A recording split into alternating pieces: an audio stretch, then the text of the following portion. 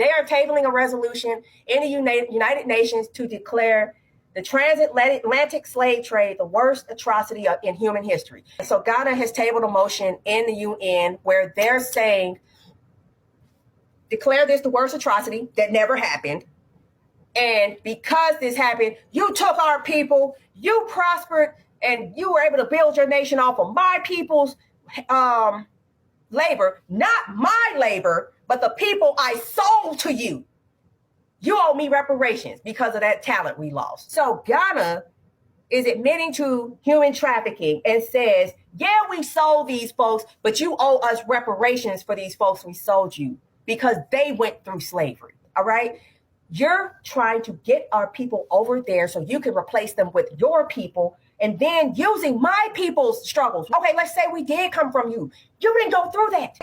I'm just like, wow, all of y'all need to go and go forever. Never return. So apparently Ghana has gone and done the exact same thing the Fba'S were worried about. No, Ghana has done the exact thing Fba'S were worried about. Foundational Black Americans, they said they were delineating because they want to have their reparations. And what does Ghana do? Ghana goes to the United Nations and asks for reparations. Africa, why? Africa, why? Greetings everyone once again. Welcome back to my YouTube channel, and in today's episode we are seeing a renewed tension that is between the Black Americans and the African leaders, specifically the Ghanaian president John Dramani Mahama, after he recently made a visit to the United States and visited the historical site and graveyard of slaves in the United States. And in doing so, we're getting to see that foundational Black Americans have come out in massive numbers to protest against this. And this again has raised the conversation that underlies the tensions that who will actually benefit from these reparations once they become successful in the United States. And with the UN's current backing of declaring that slavery is one of the gravest crimes against humanity, this has been viewed as a huge step toward reparation, but again it has come with its own set of challenges. Kindly watch the rest of this episode to the end, and don't forget to hit the like, subscribe and the share button while I come with my commentaries at the end of it. Apparently Ghana has gone and done the exact same thing the Fba'S were worried about. No, Ghana has done the exact thing Fba'S were worried about. Foundational Black Americans, they said they were delineating because they want to have their reparations. And what does Ghana do? Ghana goes to the United Nations and asks for reparations. Africa, why? Africa, why? Did you ask for their opinion? Did you ask for their opinion? What is this, bro? Foundational Black Americans said they want to delineate so they can get their reparations. And what does Ghana do? Ghana goes to the UN and asks for reparations. And you wonder why these people don't like you. And you wonder what, you know what? Did you ask anyone's opinion? Like the black people in the Caribbean, did you ask them? The ones in Haiti, Jamaica, did you ask them? How about the ones in Britain? Did you ask them? Did anyone consent to this? Now, because this is why Black Americans keep getting upset with Africans. Anyways, I'm live on the backup page. Join me, let's talk about it. When it comes to the contributions that Africa has made to enriching Europe and building the so-called New World, the silence is deafening. We have paved roads through mountains. We've put down railroad tracks. We've constructed buildings, laying brick after brick. We have cut sugar, cane. We've picked cocoa and cotton. We've descended into mines to unearth precious metals and stones, and we have wet nurse babies. We've paid the price of admission with the blood of our ancestors, and still what greets us at the door is silence. What we're met with is mythology. And I'll explain what mythology I mean. In 2015, McGraw-Hill Education, one of the largest publishers in the United States, released a geography textbook that is used in over 1,000 school districts in Texas. The book stated that millions of workers were brought from Africa to work on agricultural plantations. It said workers, not slaves. A family complained, and the book was pulled off the shelves. But now there's another one. There's a U.S. organization called PragerU. I hope I got the pronunciation right. PragerU or PragerU. On the organization's website, it's described as the world's leading conservative non-profit that is focused on changing minds through the creative use of digital media. Now look what they did. They created animated videos which are used as supplemental educational material in public school classrooms in 11 states. And in one video, they used a young boy and his teenage sister. And this young boy and his teenage sister are confused about why some people celebrate Columbus Day and others celebrate Indigenous Peoples Day. This organization uses a time travel app.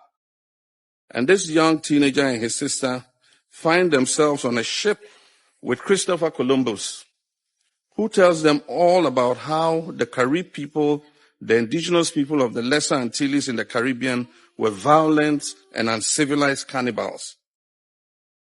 The children then ask him to explain why he'd enslaved people. To that, Christopher Columbus is said to have responded, "Slavery is as old as time, and it has taken place in every corner of the world," normalization. And he says, being taken as a slave is better than being killed. No, I don't see the problem. Columbus then accuses the children of coming to his time and trying to judge him by the standards of their time. In another animated video, the same brother and sister use the same time travel app and find themselves in the year 1852, standing in front of Frederick Douglass. And he tells them that he is working to abolish slavery, a system in which people make other people work for long hours with no pay. The sad fact, he explains, is that slavery has existed everywhere in the world for thousands of years. Here in the United States, Black history courses are being removed from school curricula. Schools are being mandated to stop teaching students about the truth of slavery, segregation, and racism in American history courses.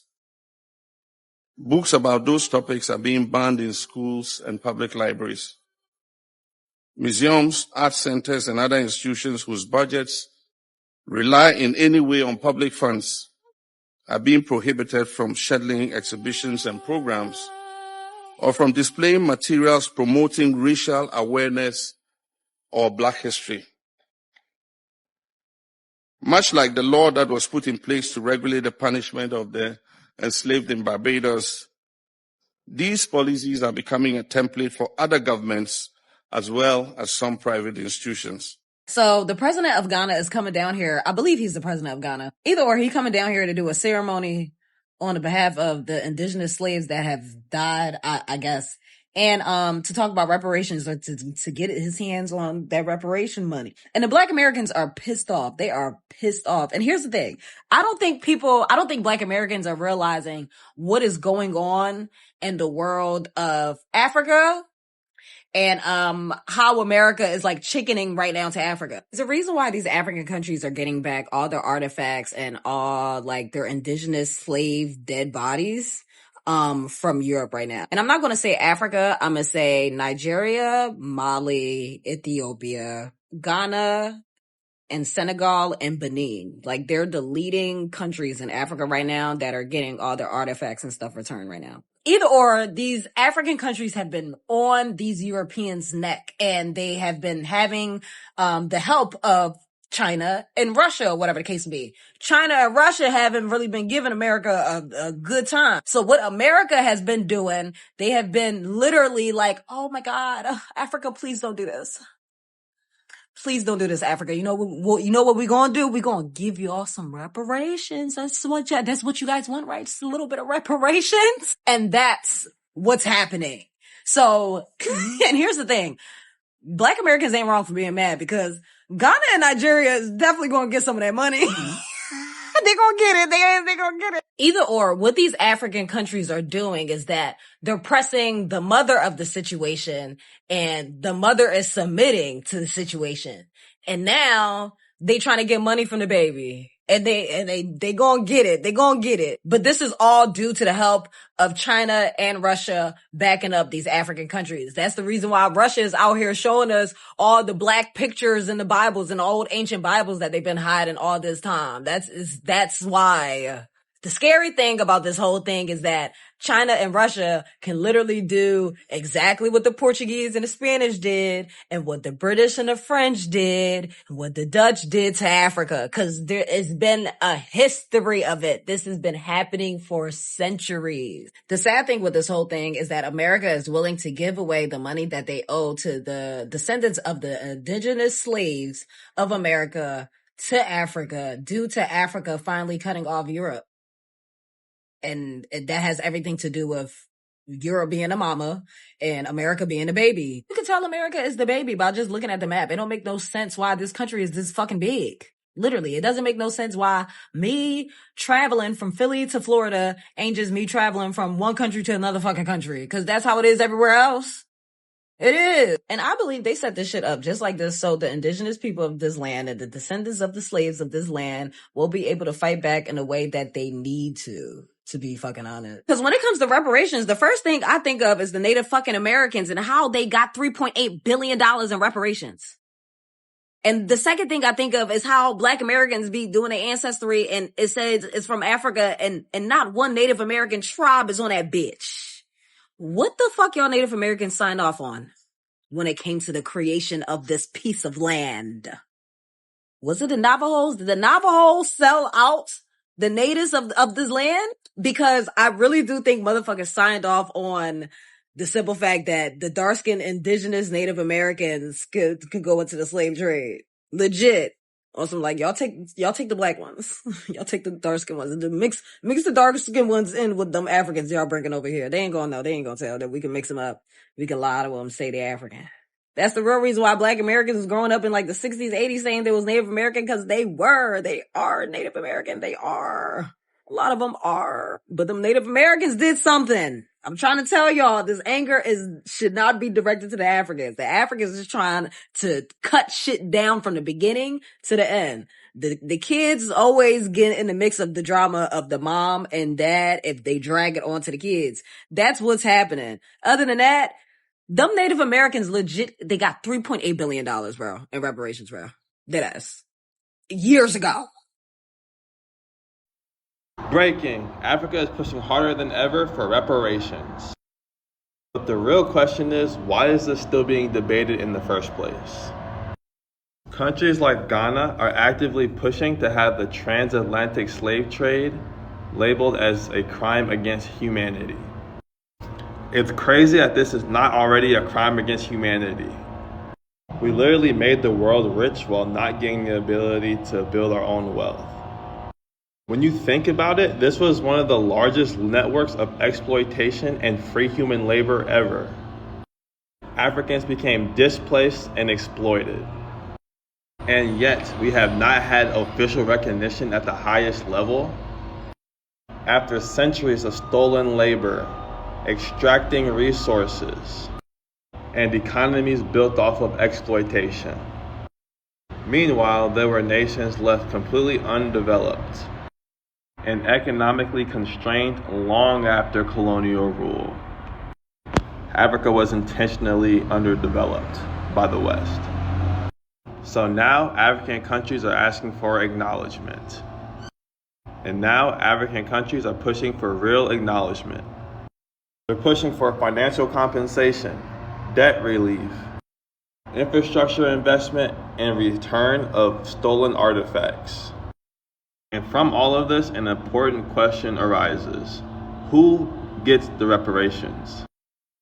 Are the reparations going directly to the countries who had labor stolen from them? Or is it going to affect the diaspora, the people who were stolen from their homeland and are now descendants of different places around the world? Because right now, most of the push is coming from governments and institutions inside of Africa, which makes it seem as if these reparations specifically are going to the national level, meaning the countries will get the resources to combat years of exploitation and undo years of injustice. But at the same time, there's a strong argument that the diaspora, the Africans living in different places due to being kidnapped in centuries ago, should also benefit from this. Anyway, when you think about it, if something this big is still being debated, and we're still figuring out who deserves justice, that tells you how delayed accountability really is. It tells you how disregarded Africans really are globally.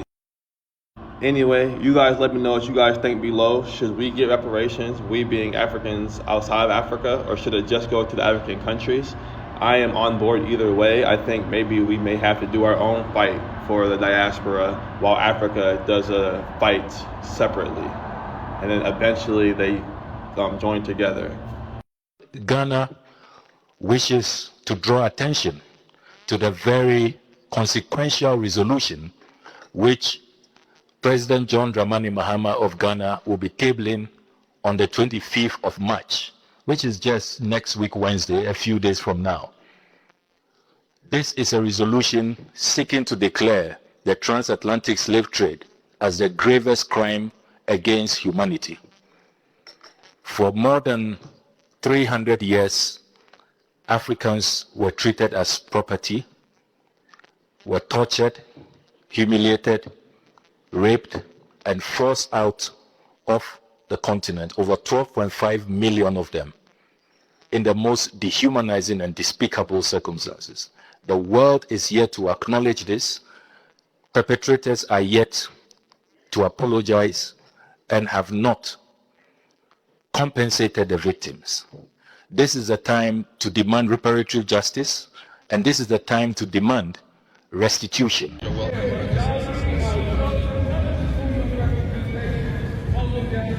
Amongst people of African descent throughout the diaspora, as well as indigenous Africans on the continent, the collective rituals surrounding death are a communal experience, from its announcement to its recognition through ceremony.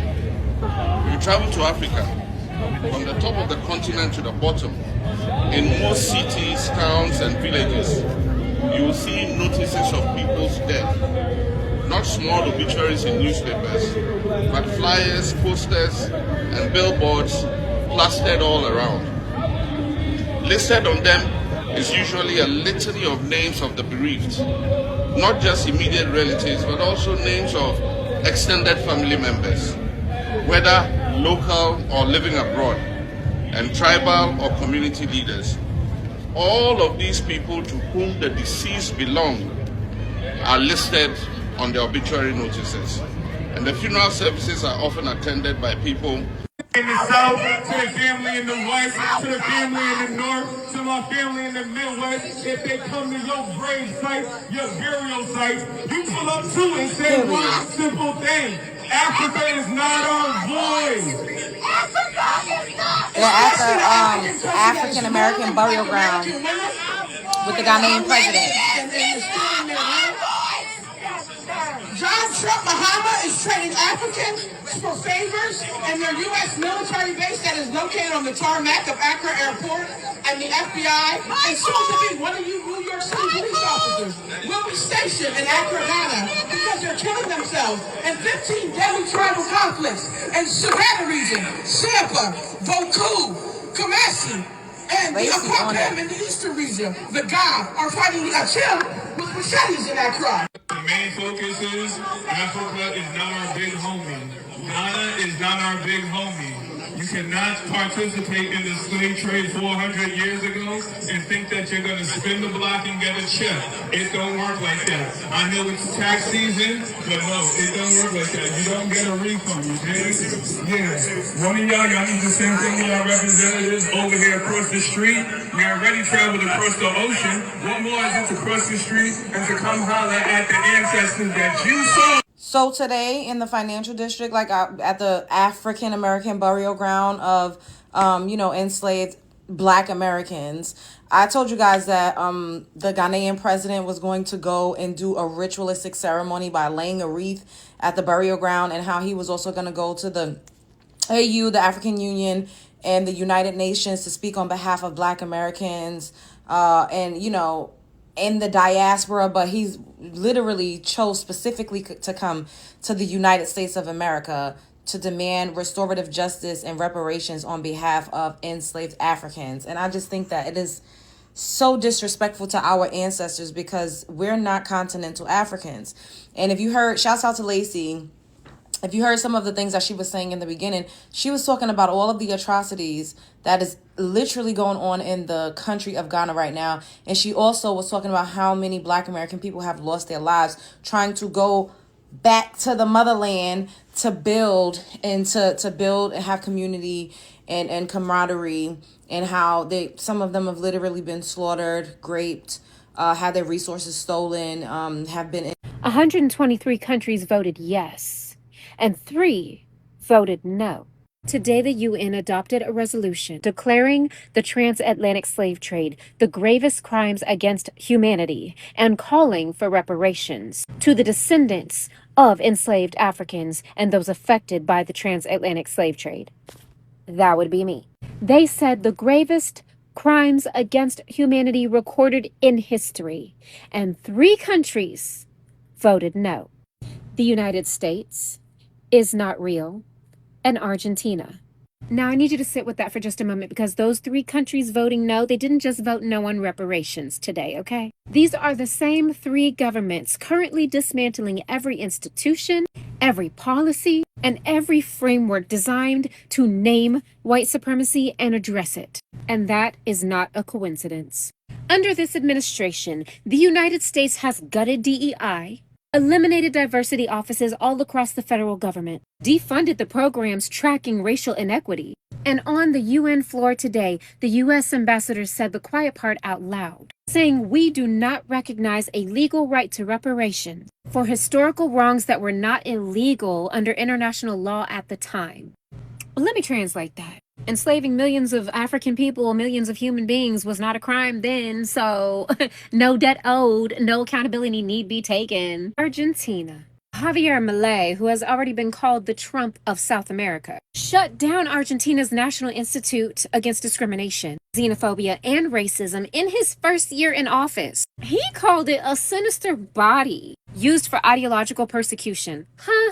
And baby, Argentina has an extensive history of racist ideology built on the notion of European supremacy. The belief that Argentina was built by European immigrants, and they believe that Africans, Latinos, and indigenous cultural influences are irrelevant, and in fact, undesirable.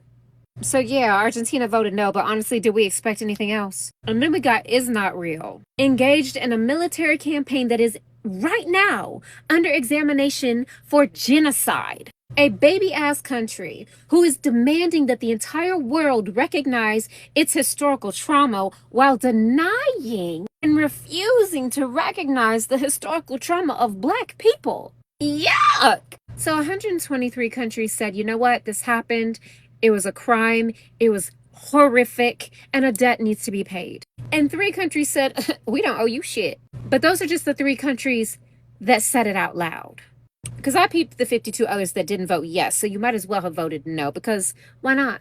But anyway, the resolution has been adopted, and today is a historical day. And not because of a white man who claims to be part of the Cherokee Nation being sworn in as DHS Secretary. The United States obviously voted no to Ghana's reparations resolution that they presented to the UN. And I don't know what was in the full docket, but I guess it made it seem like slavery was kind of an atrocity of, I guess the Americas, or maybe the United States, between just the 15th and the 19th century. And what they were saying was slavery started before the 15th century and it continued after the 19th century. So basically, they came in to a business operation that was already going on. Ghana was already, it wasn't even established as Ghana, but that region of West Africa was already engaged in slave trading. So for them to ask for reparations, it's like, how are you going to ask for reparations for an operation that you were involved in and continue to this day to still be involved in? It's still slave trading going on, not just in West Africa, but North Africa, other parts of Africa. So it just doesn't, it's just like, come on now, it doesn't add up, doesn't even make sense. And then my thing is, y'all weren't even the actual victims of it. The victims were the people who were actually trafficked from that area and brought to the Americas. The descendants of those people would be the ones who would be owed the reparations, not the people that sold them into it or who was doing business with the colonizers to sell them into it. And then another thing is that if America was to give reparations to Africa, right? The problem with that, another on top of all the problems, would be, technically, you already know how this would go. It would fall on the taxpayers, aka us, including Black Americans. Our taxes would skyrocket, and basically we would end up paying reparations to Africa for selling our ancestors into slavery. So it's kind of like double dipping. So the victims, the descendants of the victims will end up paying the people that sold them into misery as reparations. Like, because that's how it would go. It wouldn't be the government paying for it. It would be the average everyday citizen paying for it, including us. So we would end up paying them for reparations for the atrocity that they were involved in. Makes absolutely no sense. Oh, peace, peace. Because once again, it's on. Let's see what got FBA aggravated today, my lord. UN votes to recognize slavery as the gravest crime against humanity, my lord. Ghana pushes UN to back reparations to historic slave trade. It's time for the UN to formally recognize the transatlantic slave trade as a crime against humanity. Ghana pushes UN resolution to recognize slave trade as a crime against humanity. You get the point. Now, before we get all aggravated like we usually do, my lord, because I know we have a problem with Ghana speaking up on Black Americans' behalf, or that's how it seems to be, even though they are in the landmass where it was the center for the transatlantic slave trade and it was also affected. But that ain't the point that I'm getting at. Anytime that we mad at another group speaking up for us, we should look at our own disorganization and say, Ghana is a nation and their government is speaking up for this issue. Where is our government? Umar ain't our head of state. Tariq ain't our head of state. Farrakhan ain't our head of state. None of the Moors are our head of states. We don't have a head of state. We don't have no senators. We don't have a parliament. We don't have a government. We need a government. A people that is a nation supposed to have a government, borders, military, currency. Think nation. Furthermore, this is empty symbolism at this point because the UN already designated the transatlantic slave trade as a crime against humanity. My lord, let's examine the file. The Durban Declaration and Program of Action, DDPA, adopted at the UN World Conference Against Racism in Durban, South Africa in 2001, explicitly recognized that slavery and the slave trade, including the transatlantic slave trade, are a crime against humanity and should always have been so. Now, if we're looking at it from a political landscape, it could be a play for Ghana and America, the United States of America, to finally do away with the reparations argument, meaning they can give Ghana trinkets, a small amount of funds or whatever, cut out some of their foreign aid and say, yeah, we paid reparations, so Black Americans, y'all have no gripe against us anymore. Furthermore, it should always point back to our own disorganization because nobody can speak up for us if we're well organized. Think nation. It's peace if it's peace. Also, it's been Black Americans working to get reparations for us for the longest. And Cobra is one group, whether you agree with them or not, that's been at the forefront of that battle for the longest. The National Coalition of Blacks for Reparations in America, in Cobra. My Lord, you see that 87.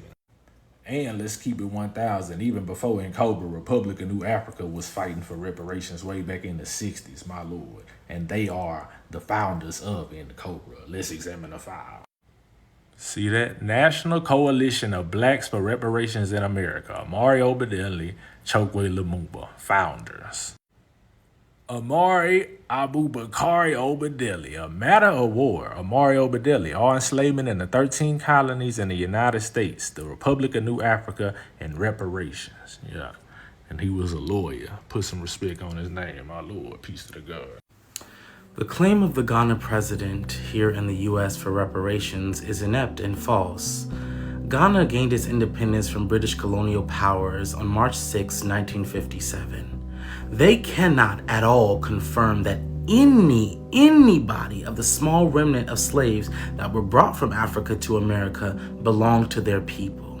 They are doing this because these are greedy, hungry siphoners who want to take from the Black American community, and they think we're going to sit by idly and allow it to happen. Absolutely not. There is no plausible way for any African country to assert that our people came from them, because they were separated by tribalism before colonialism. So they don't know whose tribe these people came from. And these individuals are well aware of it. And they believe themselves that we can't receive anything without their help. We don't want your help, and we didn't ask for it. Stop playing yourself. Well, if you've watched to this end, thank you once again. And in today's episode, you're getting to see that President John Dramani Mahama, that is of Ghana, went to the United States and tabled a motion that is in the United Nations claiming that slavery should be declared to be the gravest crime against humanity. And with the recent findings, you're getting to see that 123 countries voted yes, claiming that slavery should be recognized as the gravest crime against humanity. And there are also some countries that actually voted no, and that is the United States, Argentina, among others. And in doing so, this has been viewed as one of the most positive leaps by Africans who are affected by the transatlantic slave trade, and also the Black American community, who are viewing this from a rather spiritual and a skeptic point of view. Now, as I had mentioned before, you get to notice that once Dr. Dramani landed in the United States, he went to visit the historical site for the former slaves in the United States. And in doing so, he was met by a protesting group of the foundational Black American group, also known as the ADOs, who came out to protest against him coming to put wreaths of flowers, that is, on the graves of these former enslaved Africans. And in doing so, they were claiming that this was being an insult to their ancestors, as most of these individuals believe that the Ghanaian kingdoms, or the previous inhabitants of Ghana, participated in this slavery movement and actually benefited from it. And so the Ghanaian president coming to put wreaths of flowers on the graves of these former slaves sits as an insult to these individuals, and this has again created tension in this movement. And other than that, you're getting to realize that the issue is not only based on Dr. John Dramani visiting the graves. Again, it is rooted on the issue about reparations. As you all understand that since his visit to the United States, Dr. Dramani also mentioned about the perpetrators or the benefactors of the transatlantic slave trade giving reparations to the affected individuals. And as you understand, most of the foundational Black Americans have always been on the forefront when it comes to championing for their rights and the reparations that they request the United States government. It's not request, actually demand the United States government to give them reparations for all the damage and free labor that was done to them and their ancestors. And in doing so, we're getting to see that Dr. Dramani's move of calling for reparation for the affected individuals, that is during the transatlantic trade, has not sat well with the Black Americans. And these are some of the factors that should be considered in this kind of tension. And as it had been predicted for quite some time now, the foundational Black American movement has always been fighting for delineation. And with delineation, they want to separate themselves from other Africans who are not directly affected by the chattel slavery system in the United States. And in doing so, they're claiming that individuals who are supposed to benefit from the reparations should only be descendants of these former slaves that endured the Jim Crow and the redlining era period. And in doing so, we're getting to see that this has been the foundational movement for these foundational black Americans. And with the Ghanaian president move of coming to the UN sitting that is in the United States and claiming that Africa is also asking for reparation, is bringing a new type of tension between these two countries. And it's proving that the foundational black Americans have always been right all this time, as they have always been fighting for their rights to get these reparations, as they are the ones who endured the toughest encounters with the transatlantic slave period. However, for Ghanaian president, that is John Dramani Mahama, is claiming that the reparations should not only be viewed from a monetary point of view. As again, you need to understand that it's not only the black Americans who are affected by the transatlantic slave period.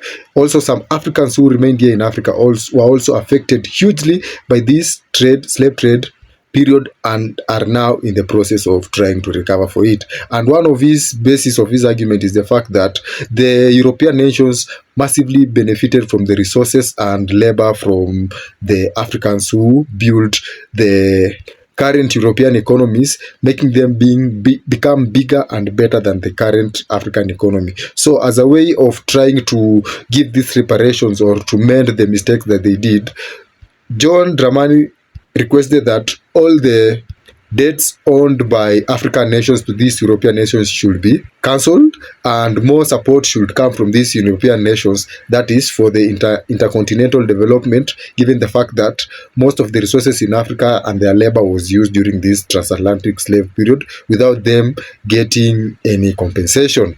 And so for President John Dramani, who is actually a successor of the former Ghanaian President Addo, who laid the groundwork for the current progress that is with the regards to the transatlantic slave trade that we are seeing with President John Dramani doing right now, is claiming that the reparations should be focused on the African countries or African individuals who are actually affected by the transatlantic slave trade.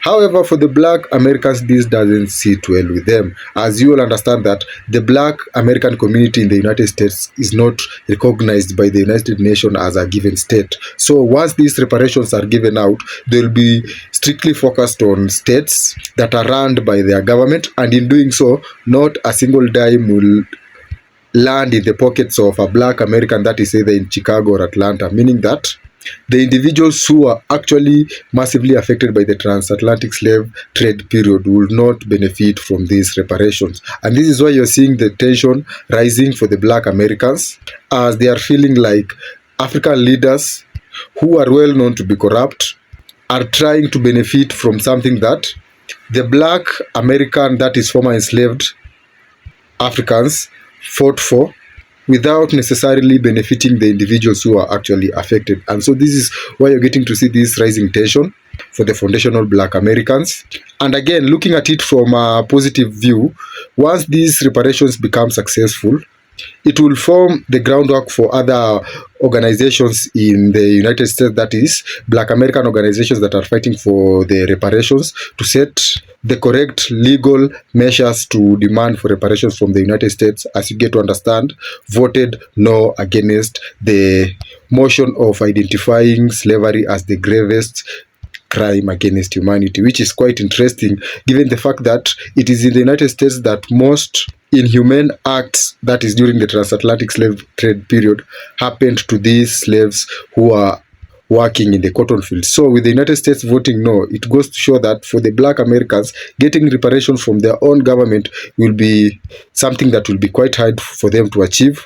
And this again calls for the unity of the black America, as right now the battle for reparations is between lineage-based reparation and race-based reparations. And when it comes to the lineage-based, we're getting to see that it's the black Americans who will actually benefit from it, as they will be recognized as the ones who actually got the brunt suffrage and inhumane treatment that is from the transatlantic slave period. And when it comes to the racial-based side, it generally means that any individuals with the black skin color would benefit from the reparations, despite of the fact that neither of their ancestors never really got affected by the transatlantic slave trade period. So this calls for the unity of the black American community to come out and actually fight for the delineation, as this again will provide an avenue for them to get the reparations that their ancestors have been fighting for quite some time now. Well, this again marks the end of this episode. Thank you for watching to this point, and once again, don't forget to hit the like, subscribe and the share button, and see you in the next episode.